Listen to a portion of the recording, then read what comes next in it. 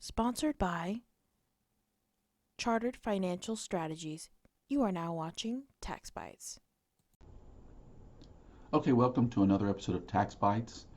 And today is a continuation of the risks and concerns that people should have when they prepare their tax returns or when they're working with a tax professional to get their return prepared.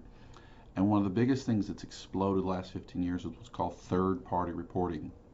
And basically what third-party reporting is all these other entities out there, businesses and lenders and so forth, that report financial transactions you have done through them or in relation to them to the IRS. The most common example people are probably familiar with is their W-2, where they get a W-2 from their employer for the wages and other benefits they were paid for and the taxes that were withheld. And that gets reported to indirectly the IRS, but it gets there. And of course, you get a copy and it has to match on your return. But that reporting has exploded pretty much more than double over the last 15 years. And you're looking at businesses and lenders. Your mortgage company sends an interest statement, a mortgage interest statement, and the balance of your loan to the IRS. Employers send wages and health insurance forms or information to the IRS. You have many other financial institutions, your investments for stocks, stock sales, dividends and interest, casino winnings. Will W2G is a form that they submit to the IRS. When you sell a home, a 1099-S gets sent to the IRS, and that gets reported at the amount that your house sold for.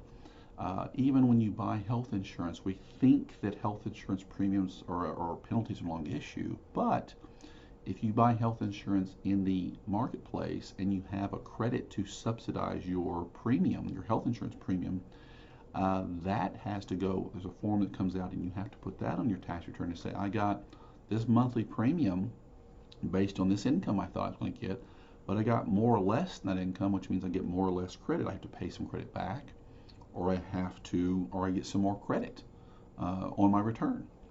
And those are things that get reported, as well as college tuition for education credits, all that stuff. And a lot of this stuff is not clearly or as obviously sent to you as it was in years past. You used to get, letters or mail sent to you that had your W-2s and your 1099s and so forth. Now you have to probably log in to a website, multiple websites based on the number of bank accounts you have and brokerage accounts that you have and employer documents you got to go get, things of that nature. You can go to the college website to get a 1098T, one for each kid if you've got multiple, whatever it is. It's your job to go find this stuff, which can be its own daunting task for some people. But you also have transactions such as, like, again, going to the home sale, the real estate sale. There's probably not going to be a 1099-S sent to you in January. When you close on that sale, there's probably a form in your closing documents that says, in lieu of a 1099-S, this is what you get.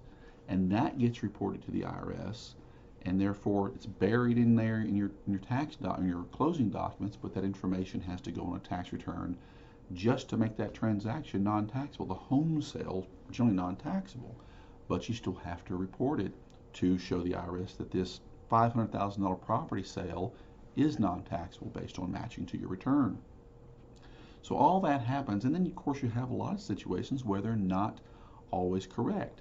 A lot of situations where institutions will issue a 1099 of some form because they just don't want to get caught up in a penalty for not sending something to the IRS that they should have sent, versus understanding if it's correct or not.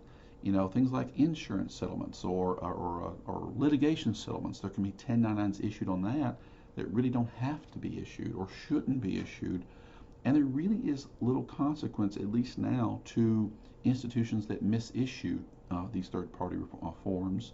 The IRS doesn't really pursue them. It's the individual's job to correct it on the return and have the appropriate documentation to support that this incorrect issued form is on the return correctly and show why it's different than how it is on this third-party form.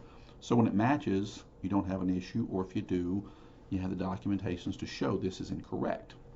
So all those things are expected to be on a return, and the basic flow of how this happens is you have all these institutions that report to the IRS and to you all this information. You have to get it on your return.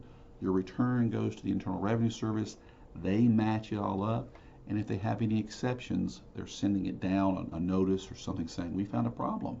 We think you owe more tax. This is how much we think you owe, plus penalties and interest. Prove otherwise. And this has really increased a lot more and created a lot more risk. So this is just a basic process of trying to get people to understand and address this and embrace this process in their tax return preparation efforts. So it's not necessarily getting the highest refund, getting the lowest tax bill. There's other aspects of getting the return prepared that we should understand. So this is kind of the key thing. There's a lot of third-party reporting on you. It needs to get on the return in a very specific way, maybe incorrect or whatever, but the IRS is going to look for it, and we need to understand that to avoid the financial issues that can arise from it. So that's the tax bite of the day. As always, like, share, and comment, and have a good day.